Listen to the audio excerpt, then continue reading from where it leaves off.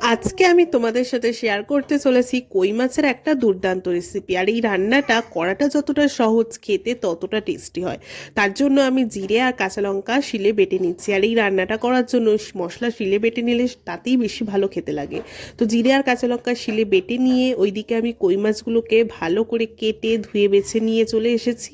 আর এই কই মাছের মধ্যে এবার একে একে জিরে বাটা, কাঁচা লঙ্কা বাটা, নুন, হলুদ স্বাদ মতো, আর কয়েকটা চেরা কাঁচা লঙ্কা আর সর্ষের তেল দিয়ে ভালো করে মাছগুলোকে আমি মেখে নেব। আর এই রান্নাটা দেখতেও ইজি, করতেও ইজি, আর রান্নাটা খেতে তেমন টেস্টি।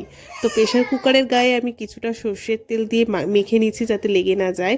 তারপর ম্যারিনেট করা মাছটা এর মধ্যে দিয়ে দেবো। আর থালার মধ্যে কিছুটা মশলা লেগেছিলো, সেই থালাটার মশলা ধুয়ে জল আমি দিয়ে দিচ্ছি। প্রেশার কুকারটায় আমি এবার একটা সিটি দিয়ে নামিয়ে নেব। আর এই রান্নাটা মানে প্রেশার কুকারটা খোলার পর এত সুন্দর গন্ধ বেরিয়েছিল, তাতেই মনে হচ্ছে যেন পেট ভরে গেল।